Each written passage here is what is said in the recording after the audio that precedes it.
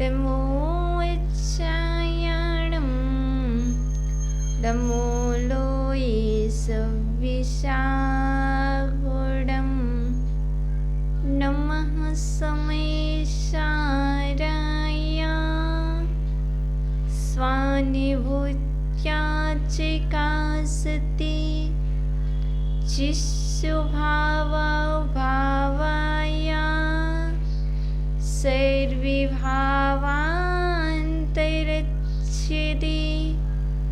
गुरुवः पन्ति no नित्यं ज्ञानिदर्शननायिकः चारित्राणगम्भीरा मोक्षमार्गोपदेशिकः मोक्षमार्गोपदेशिकः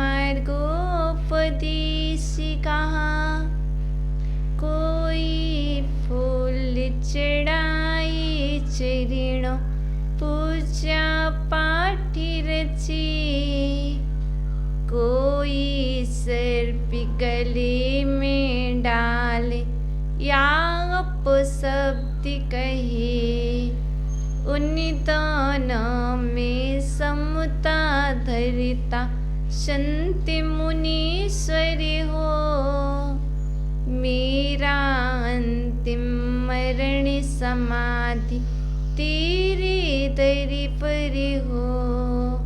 अनंतानंत सिद्धि परमेष्टि भगवान की देवादिदेव विक्रम मूलय श्री आदि ब्रह्मादिनाथ भगवान की परम पूजनीय आचार्य श्री कुंदकंद स्वामी की परम पूजनीय आचार्य श्री पूजपाद देवी की प्रातः स्मरणीय सारस्वत कवि नई चक्रवर्ती मम गुरुवर आचार्य श्री विभव सागर जी महामुनि राज की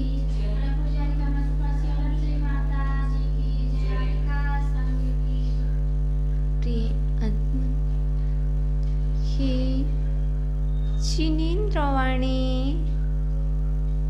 आगमवाणी तीर्थंकरवाणी गुरुवाणी त्वमेव जयतो त्वमेव जयतो त्वमेव मम कंठ आगच्छतो आगच्छतो आगच्छतो। प्रिय आत्मन जीव स्वाध्याय करते हैं, शास्त्रों का अध्ययन करते हैं और शास्त्र का अध्ययन करके दिन रात मेहनत करते हैं, पर उनके जीवन में कुछ भी प्राप्ति नहीं होती है। उसके बाद वह कहते हैं हमने बहुत मेहनत की, रात भर पढ़ा, दिन में भी पढ़ा, एक ग्रंथ नहीं पढ़े, हमने अनेकों ग्रंथ पढ़े हैं। हमने समयसार पढ़ा है, नियमसार पढ़ा है, जीवकांड पढ़ा है, कर्मकांड पढ़ा है, परीक्षा मुकलाप पद्धति सब कुछ पढ़ लिया, पर हमारे जीवन में कुछ नहीं आया। क्यों? इसके लिए आचार्य भगवान पद्मनंदी स्वामी पद्मनंदी पंचविंशतिका में एक बहुत अच्छी बात कहते हैं। वह कहते हैं भ्रमतोपि सदा शास्त्र जाले महति केचन ना विनंती परम तत्वम दारिणी भूतासनम। आचार्य भगवान पद्मनंदी स्वामी कह रहे हैं यह जीव अनेक ग्रंथों को पढ़ता है, सभी नहीं, कोई जीव बहुत सारे ग्रंथों को पढ़ते हैं, लेकिन वह हमेशा भ्रमित ही रहते हैं। जब शास्त्र को पढ़ा है, शास्त्र को सुना है तो भ्रमण दूर होना चाहिए, लेकिन उनका भ्रमतोपि वो सदा भ्रमण करते रहते हैं। किस कारण से? वह मोह के वशीभूत होकर के वह सदा भ्रमित होते रहते हैं। जैसे लकड़ी में अग्नि होती है पर दिखाई नहीं देती है, उसी तरह वह स्वाध्याय तो करते रहते हैं पर अपनी आत्मा को जान ही नहीं पाते। ये उनकी भ्रमण दशा है, ये उनकी मोह की दशा है। मोह की दशा में, राग द्वेष की दशा में स्वाध्याय तो होगा, पर वह स्वाध्याय भी स्वयं का अध्ययन नहीं कर पाएगा। वह मात्र शास्त्र को पढ़ेगा, शास्त्र को सुनेगा, शास्त्र की सुनेगा, पर जीवन में परिवर्तन नहीं आएगा। वह तो वैसी ही दशा है जैसे एक अंधे व्यक्ति की। हमारे नयन होकर भी हम अंधे के समान हैं, क्योंकि हमने शास्त्रों को नयनों के माध्यम से पढ़ा है और कर्णों के माध्यम से सुना है, पर पढ़कर के जीवन में कुछ भी परिवर्तन नहीं आया है। तो वह तो एक कथा प्रसिद्ध है सूरदास जी की, क्योंकि ये जो धर्म है ये अनेकांत स्वरूप है। वस्तु अनेकांतात्मकम, वस्तु में अनेक स्वभाव पाए जाते हैं, वस्तु में अनेक धर्म पाए जाते हैं, लेकिन जो अंधे होते हैं, किससे अंधे? नए ज्ञान से अंधे होते हैं। एक नयन अंधे होते हैं, एक नए से अंधे होते हैं। आप नयन से तो अंधे नहीं हो, पर आप नए अंधे भी तो नहीं हो। यदि नए से अंधे होगे, अर्थात नए के मुख्य रूप से दो भेद हैं, व्यवहार नय और निश्चय नय। जो व्यवहार नय है वह पर को विषय करता है, वह पर्याय को विषय करता है, और जो निश्चय नहीं है वह आत्मा का विषय बनाता है, वह निज को विषय बनाता है, अर्थात द्रव्य को विषय बनाता है। जो निश्चय नहीं है वह एक का कथन करता है, और जो व्यवहार नहीं है वह दो का कथन करता है और अनेक का कथन करता है। अब आचार्य मुनि कह रहे हैं, आप जब अंधी नहीं हो, जब आप स्वाध्याय कर रहे हो, तो कौन से नए का उपयोग कर रहे हो? व्यवहार नए में जी रहे हो कि निश्चय नए में जी रहे हो? एक में जीने वाला भी कल्याण नहीं कर पाता है। कहते हैं केवली भगवान के केवल ज्ञान में तीनों लोग स्पष्ट झलक रहे हैं। जब हम व्यवहार का कथन करते हैं तभी केवली भगवान के केवल ज्ञान में भूत भविष्य वर्तमान की तीनों पर्याय स्पष्ट झलकती हैं। यदि हम निश्चय का कथन करें तो केवली भगवान के केवल ज्ञान में कुछ भी नहीं झलक रहा है, मात्र वह आत्मा को ही विषय बना रहे। सत्य है कि असत्य है? सत्य है कि असत्य है?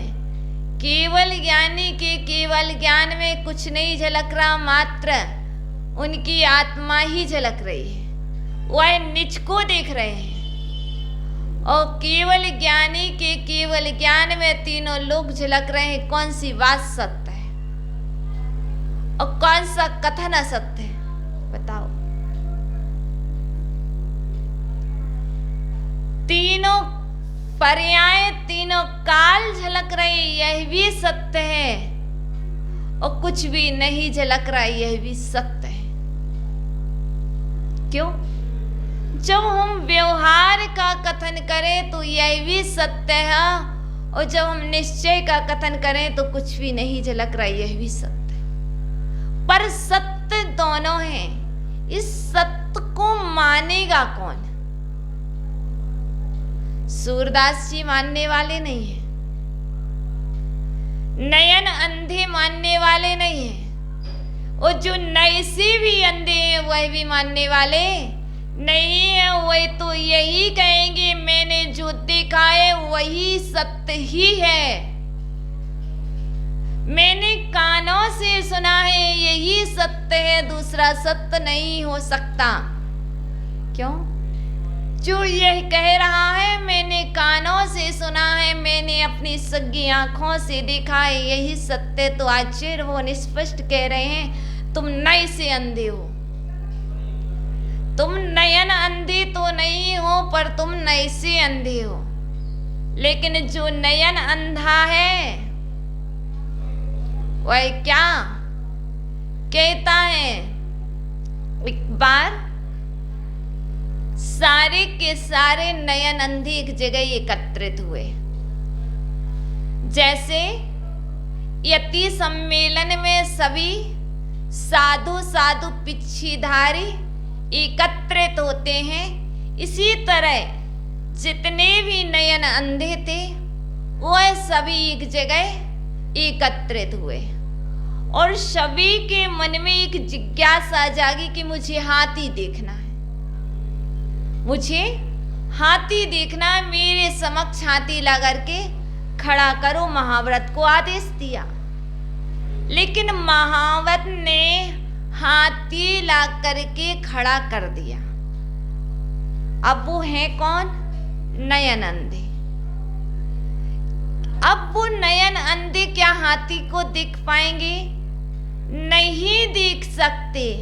अब वो क्या कर रहे? अपने हाथों के माध्यम से टटोल रहे हैं। हाथी देखना है, हाथी देखना है। महावत कह रहा है भैया मैंने हाथी खड़ा कर दिया, आपने कहा था ये हाथी लो, आप देख लो।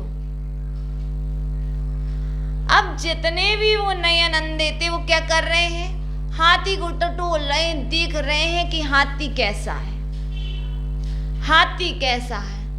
अब एक जाकर के उसकी पूंछ पकड़ लेता है, और इतने में महावत पूछता भैया हाथी देखा?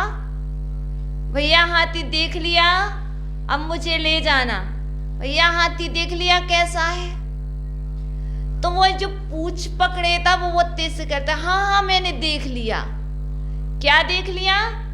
मैंने हाथी देख लिया, हाथी तो बांस की तरह लंबा है। मैंने हाथी देख लिया, मैंने उसकी पूंछ पकड़ी थी ना, मैंने तो हाथी देख लिया, हाथी तो बांस की तरह लंबा है।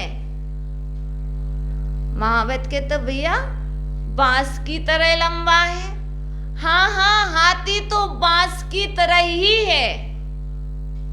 कोई बात नहीं, महावत ने सुन लिया।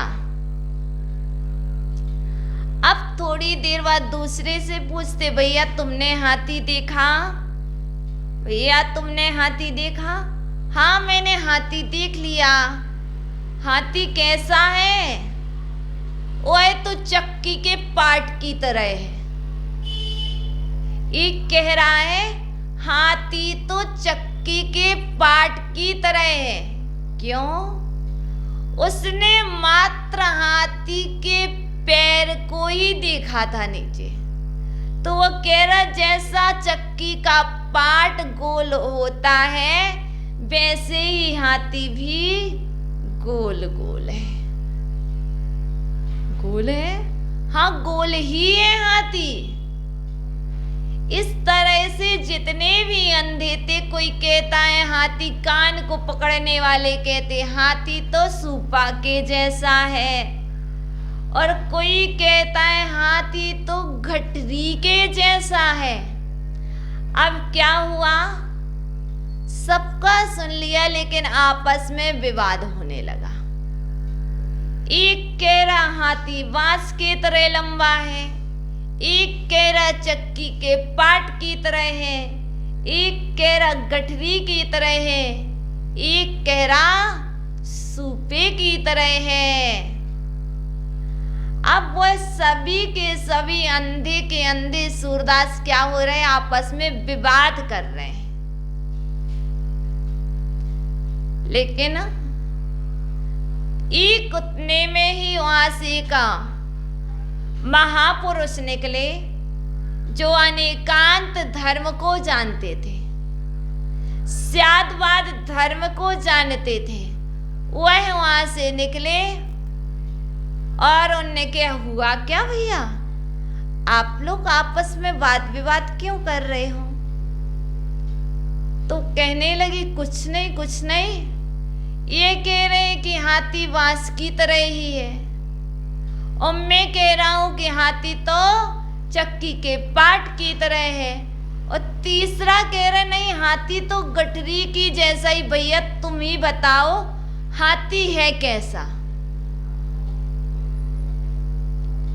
इतने में ही वह महानुभाव कहने लगे भैया हाथी बांस की तरह भी है, हाथी गठरी की तरह भी है, और हाथी तो चक्के की पाट की तरह है। आप लोगों ने सभी ने हाथी के एक एक अंग का स्पर्श किया है, आपने संपूर्ण हाथी को नहीं देखा है। इसी तरह हम भी जो स्वाध्याय करते हैं तो उसमें हम मात्र एक अनुयोग को पढ़ लेते हैं, एक श्लोक को पढ़ लेते हैं, एक पेज को पढ़ लेते और हम कहते हैं ऐसा ही है। तो हम में और उन अंधों में कोई अंतर समझ नहीं आता। तो आचार्य वन कहते हैं एकांत को मत पकड़ो, अनेकांत को पकड़ो। जहां एकांत होता है वहां विवाद होता है, जहां अनेकांत होता है वहां पर विवाद समाप्त होता है। यदि तुम विवाद को समाप्त करना चाहते हो तो आप अनेकांत का सहारा लो। देखो आचार्य उमा स्वामी जी महाराज ने तत्वार्थ सूत्र में एक सूत्र दिया है बहुत अच्छा, अर्पिता नर्पित सिद्धे। अर्पित और अनर्पित, जिस समय जिसका कथन किया जा रहा है वह मुख्य हो जाता है, जिस समय जिसका कथन नहीं किया जा रहा है उस समय वह गौण हो जाता है, पराभाव नहीं होता है। जिस समय निश्चय का कथन किया जाता है उस समय व्यवहार होता है, पर व्यवहार दिखाई नहीं देता, लेकिन व्यवहार होता है। इसलिए यदि हमें कुछ करना है, कुछ समझना है, तो मुझे अनेकांत धर्म का सहारा लेना पड़ेगा।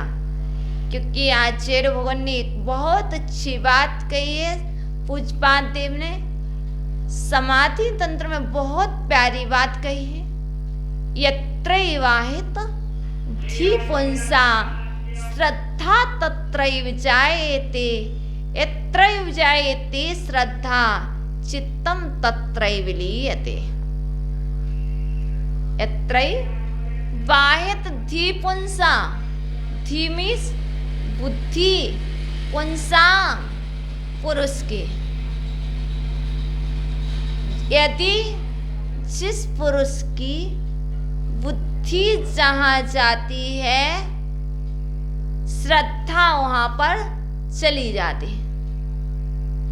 जहां बुद्धि जाती है, श्रद्धा वहां चली जाती है। और जहां श्रद्धा जाती है, चित्त वहां पर तल्लीन हो जाता है। अब कहोगे माता जी एग्जाम्पल क्यों दिया कि यहाँ बुद्धि और श्रद्धा से ताल्लुक क्या है? आचार्य उन पूजपात देव कह रहे हैं, भैया जहां पर तुम्हारी बुद्धि जाएगी वहां पर श्रद्धा नियम से जाएगी। तो इससे यह सिद्ध करना है, जहां पर आपका दायां पैर आगे बढ़ेगा, पीछे से बायां पैर साथ में बढ़ जाएगा। यदि आप कहो कि हम सिर्फ एक पैर के साथ जाएंगे, ऐसा नहीं होगा। तो इसी तरह जहां पर निश्चय नय का कथन किया जाएगा, व्यवहार पीछे पीछे चलेगा। जिस समय व्यवहार आगे होगा उस समय निश्चय पीछे पीछे चलेगा। इसलिए श्रद्धा का जाना उसके पूर्व बुद्धि गई है। पहले बुद्धि में ज्ञान होता है, पहले कार्य बुद्धि में जागता है, बाद में कार्य द्रव्य से किया जाता है। पहले अंदर में परिणमन होता है, उसके बाद बाहर में परिणमन हुआ। कहाँ हो तुम? कहाँ हो? हम मंदिर में हैं। क्या कर रहे हो?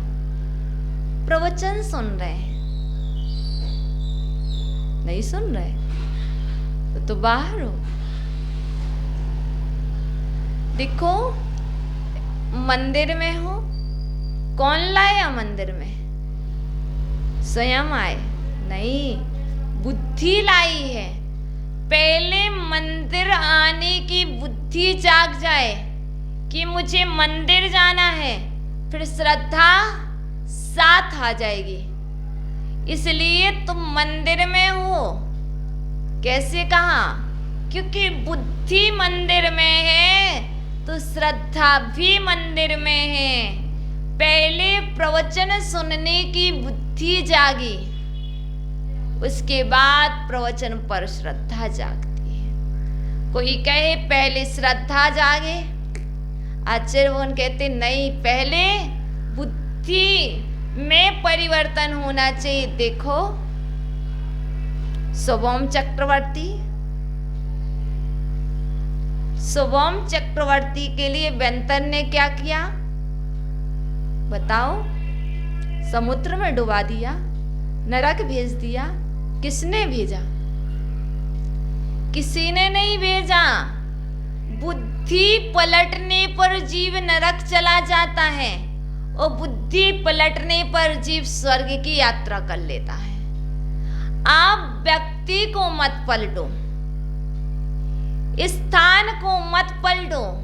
हम सब क्या करते हैं? स्थान परिवर्तन करते ना।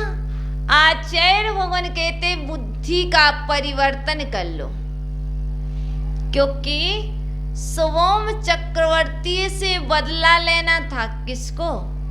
व्यंतर को। वह व्यंतर था कौन? कोई दूसरा नहीं था। सोवम चक्रवर्ती का रसोइया ही व्यंतर बना था। क्यों? यदि चक्रवर्ती उस रसोइये के ऊपर गुस्सा ना निकालता और रसोइयों का प्राणांत ना होता, और रसोइये का प्राणांत हो जाने के बाद वो रसोइया क्या बना? व्यंतर बना।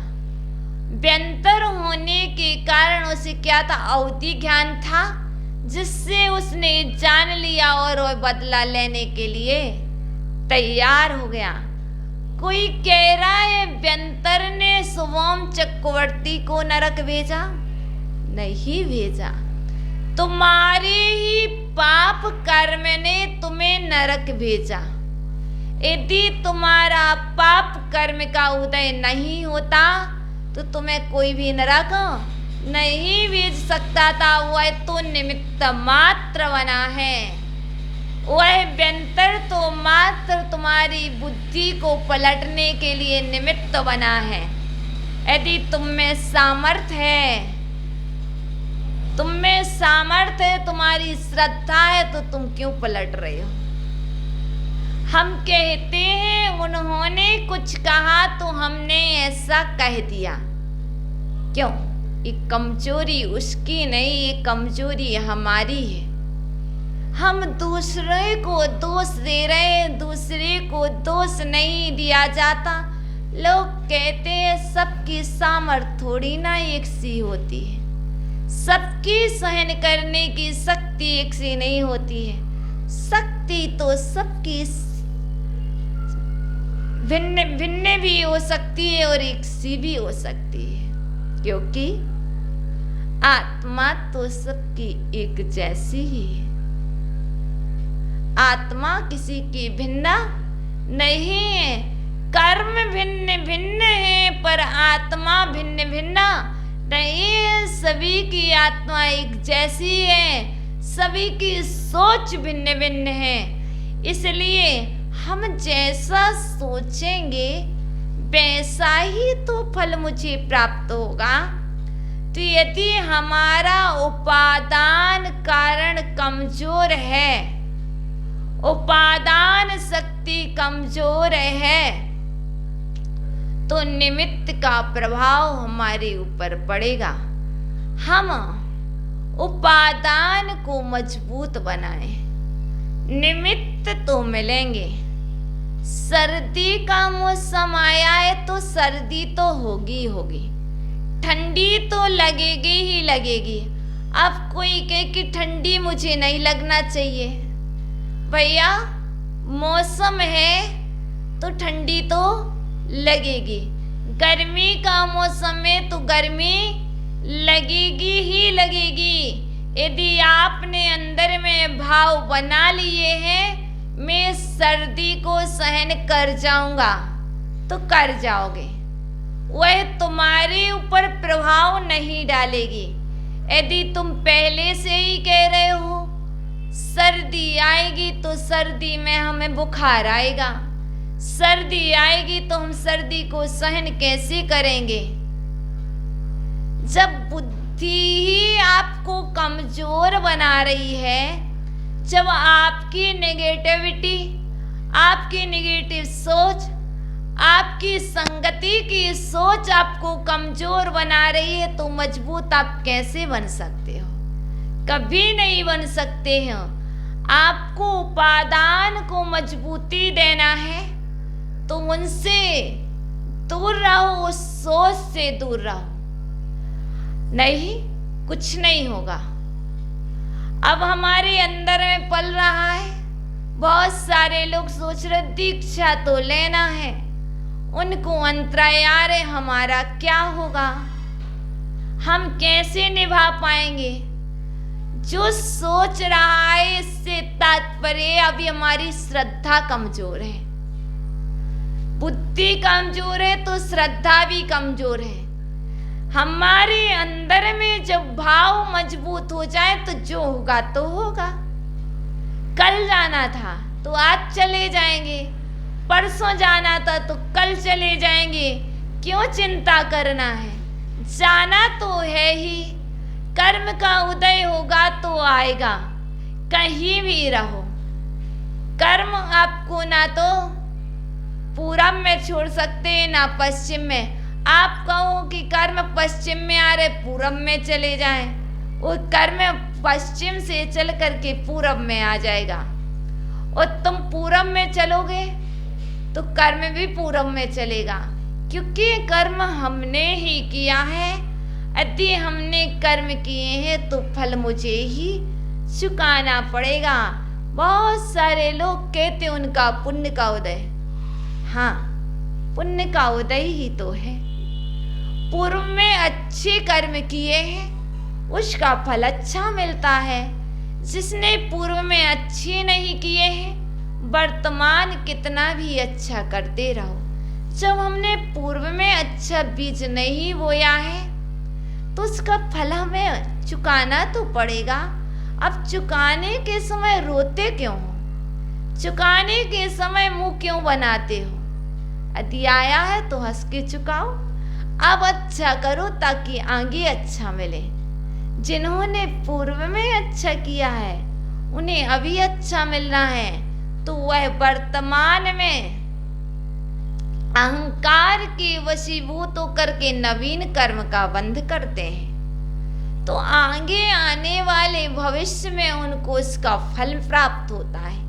इसलिए चिंता मत करो, यही चिंतन करो। यदि स्वाध्याय करते हो, सुनते हो, पढ़ते हो, तो स्वाध्याय का मतलब है शांति का जन्म लेना। स्वाध्याय का मतलब है विशुद्धि का जागना।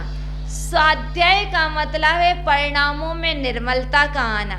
स्वाध्याय करने के बाद परिणामों में निर्मलता ना जागे तो स्वाध्याय का फल क्या? स्वाध्याय करने के बाद परिणामों संक्लेश जाग जाए तो स्वाध्याय का फल क्या? जब तक दीक्षा नहीं ली तब तक बहुत अच्छे, और दीक्षा लेकर के संक्लेश जाग जाए तो दीक्षा का फल क्या?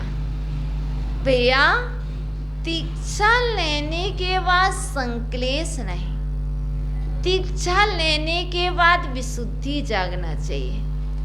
दीक्षा लेने के बाद विवाद का शमन होना चाहिए, विवाद समाप्त होना चाहिए, विवाद बढ़ना नहीं चाहिए, तभी दीक्षा का फल है। हम तो शिक्षा का ग्रहण कर रहे हैं, शिक्षा का फल है क्या? संक्लेश को जन्म देना। हम अध्ययन कर रहे, हम अध्ययनशील हैं। अरे भैया, अध्ययन का मतलब है स्वयं के परिणामों का अध्ययन करना। नहीं, हम तो संस्कृत पढ़ रहे हैं क्योंकि हम संस्कृत श्री हैं, हम संस्कृत पढ़ रहे हैं। भैया समझ लो, संस्कृत भाषा सुसंस्कारित भाषा है। संस्कृत को पढ़ने के बाद संस्कार से सुसंस्कारित हो रहे कि नहीं? अब संस्कृत पढ़ें और संस्कार कुसंस्कार में परिवर्तित हो जाए तो संस्कृत पढ़ने का क्या मतलब? इसलिए पढ़ना अल्प, आचरण अधिक करना। होता क्या है, पढ़ते बहुत हैं और आचरण में कुछ भी नहीं। वह तो उसी तरह हो गया, कितना भी डालते जाओ, लेकिन वो तो हम पत्थर के ऊपर पानी डालें और कहें कि वह फूल सूख गए। माँ ने कहा था हम बाहर जा रहे हैं, ये बगीचा सूखना नहीं चाहिए। बेटा ने कहा माँ बिल्कुल मैं पूरा ध्यान रखूंगा, बिल्कुल भी ये फूल सूखेंगे नहीं, कुछ भी नहीं होगा। और माँ के बाहर जाने से बेटे ने क्या किया? माँ कह गई कि फूल सूखना नहीं चाहिए, बगीचा सूखना नहीं चाहिए, तो बेटे ने क्या किया? माँ एक बाल्टी पानी पिलाती थी, बेटे ने 4 बाल्टी पानी पिलाया, लेकिन किसको? जड़ों को पानी नहीं पिलाया, बेटे ने फूलों के ऊपर पानी सींचा। जब फूल को सुरक्षित रखना है तो जड़ों में पानी देना था। इसी तरह वह जब माँ वापस आई तो क्या हुआ? देखा फूल सड़ गए हैं, पेड़ सूख गए हैं, और माँ बहुत दुखी हुई। क्यों? बेटे से कह कर तो गई थी, पर बेटे को ये विवेक नहीं था कि मुझे जड़ों को पानी देना है। ऐसे ही हमें यह ज्ञात बात नहीं है। जो ज्ञान और जो शिक्षा गुरु जी द्वारा दी जा रही है वो किस लिए दी जा रही है। हम मात्र यह समझ रहे हैं कि गुरु हम पर स्नेह करते इसलिए शिक्षा दे रहे हैं। नहीं, गुरुजी इसलिए शिक्षा देते हैं क्योंकि वह गुणों से स्नेह करते हैं और कहते हैं कि जैन धर्म का रथ आगे आगे दिगंतर आगे बढ़ता रहे। हम उस उद्देश्य को नहीं समझ पाते और हम अभिमान कर बैठते हैं और कहने लगते देखो। इसलिए हमें यह ध्यान रखना चाहिए जो शिक्षा दी जा रही उस शिक्षा के माध्यम से हमारे जीवन शिक्षित हो रहा कि नहीं, हमारे आचरण में परिवर्तन आ रहा कि नहीं। शिक्षा का तात्पर्य आचरण में परिवर्तन है। यदि परिवर्तन नहीं आया तो लौकिक शिक्षा और धार्मिक शिक्षा में क्या अंतर। सभी लोग लौकिक शिक्षा प्राप्त करते हैं पर उनके जीवन में शांति नहीं होती, उनके गुणों की वृद्धि नहीं होती। गुणों की वृद्धि के लिए धार्मिक शिक्षा, गुरु शिक्षा अनिवार्य है और गुरु शिक्षा पाकर के, गुरु द्वारा दी गई शिक्षा के माध्यम से यदि गुणों में वृद्धि ना हो और गुणों में ह्रास होता जाए तो लगता है कि गुरु की दी हुई शिक्षा पर पानी डाल रहे हो, गुरु की शिक्षा को पानी में बहा रहे हो। नहीं, शिक्षा के बाद गुणों में वृद्धि होना चाहिए।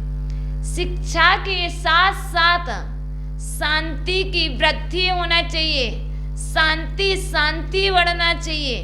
शिक्षा के बाद नए नए भावों का जन्म होना चाहिए, शिक्षा के बाद सुसंस्कारों का जन्म होना चाहिए।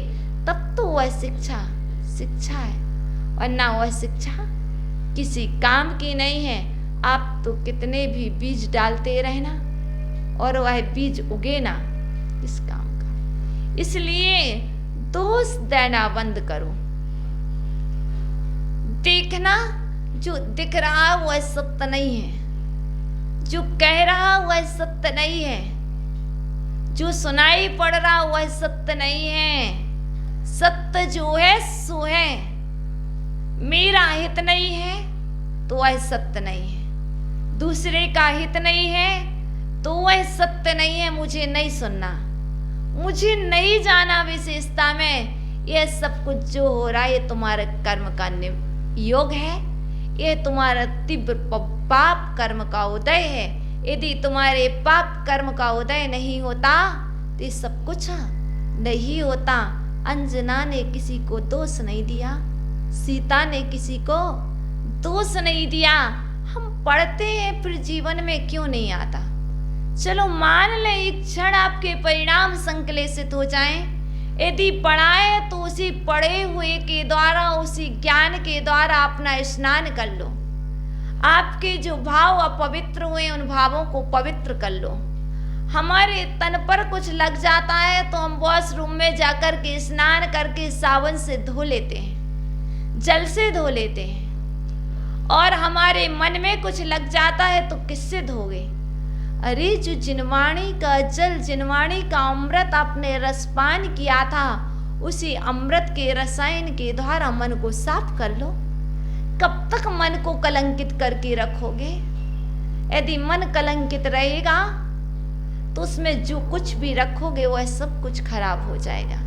यदि गंदे वस्तु में, गंदे पात्र में अच्छी वस्तु रखी जाए तो उस अच्छी वस्तु का भी महत्व नहीं होता है। इसलिए सबसे पहले आचार्य वो कहते थे यदि कुछ ग्रहण करना है तो खाली होकर के आओ, कुछ प्राप्त करना है तो खाली होकर के आओ।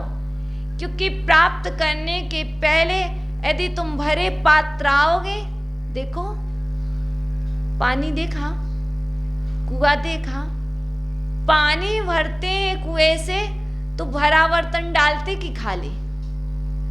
सभी लोग कुएं में खाली बर्तन डालते हैं और भरा लाते हैं। इसी तरह जब तुम खाली आओगे तो कुछ भर के जाओगे और तुम भरे हुए आओगे तो उसमें क्या भरा जाएगा?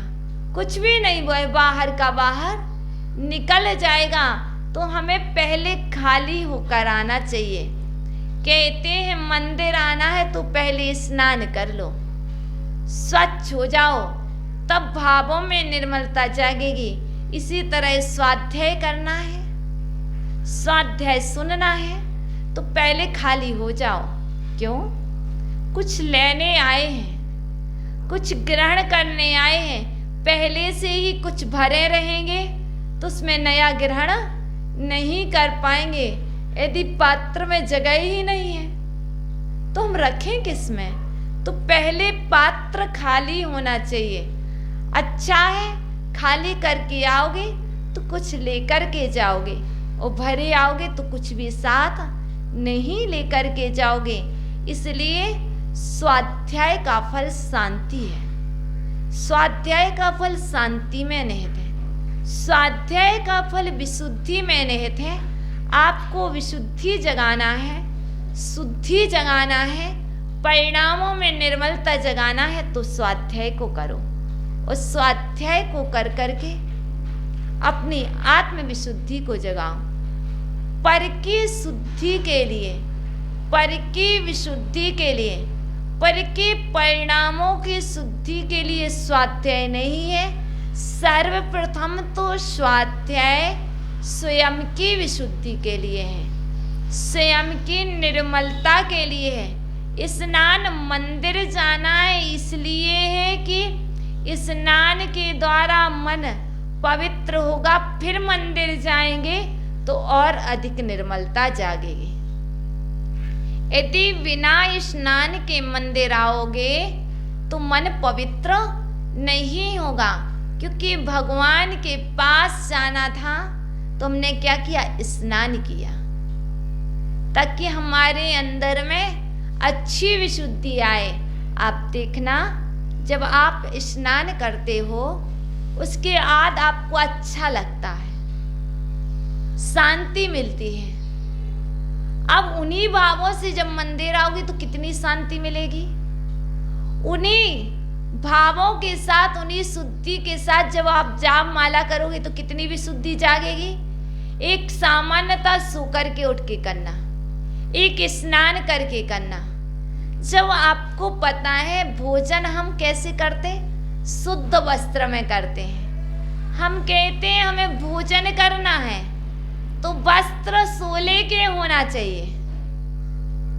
परिणाम सोले के हो या ना हो, वस्त्र जरूर सोले के होना चाहिए।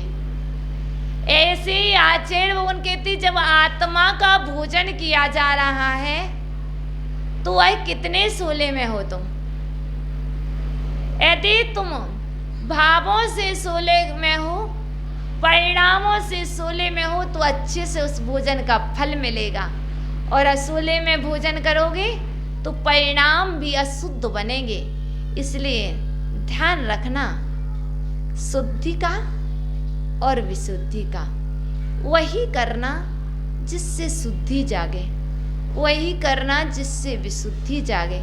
जिससे शुद्धि ना जागे, विशुद्धि ना जागे, परिणामों में निर्मलता ना आए, जिससे संस्कारों में वृद्धि ना हो, वह कार्य मत करना।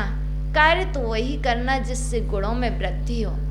गुण बढ़ते जाएं, बढ़ते जाएं। जैसे तुम बढ़ते जा रहे हो, तुम्हारी उम्र बढ़ती जा रही है, बढ़ती जा रही, प्रतिदिन तुम बढ़ते जा रहे हो। प्रतिदिन आप 24 घंटे बड़े हो रहे हैं। कितनी वृद्धि हुई?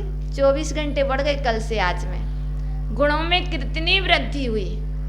एक गुण बढ़ा कि नहीं, 2 गुण बढ़े कि नहीं। यदि हम नियम कर लें कि मुझे प्रतिदिन 1 गुण में वृद्धि करना है, लोग धन की वृद्धि में लगे हैं, लोग परिवार की वृद्धि में लगे हैं, लोग ज्ञान की वृद्धि में लगे हैं, लेकिन ना मुझे ज्ञान वृद्धि चाहिए, मुझे तो मात्र संस्कार वृद्धि, गुण वृद्धि होती रहे मेरा कल्याण हो जाएगा।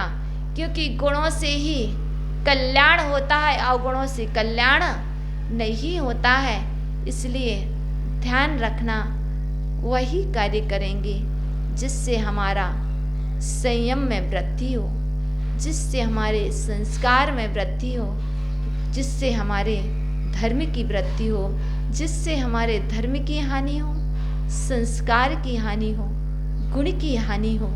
वह कार्य नहीं करना है, मुझे वही कार्य करना है, उतना ही कार्य करना है जिससे हमारी वृद्धि होते होते हम इतनी वृद्धि को प्राप्त करें कि सिद्ध पद को प्राप्त कर लें, अरहंत पद की प्राप्ति हो। यही वृद्धि है, यही विशुद्धि है और कुछ भी नहीं है। ओम नमः।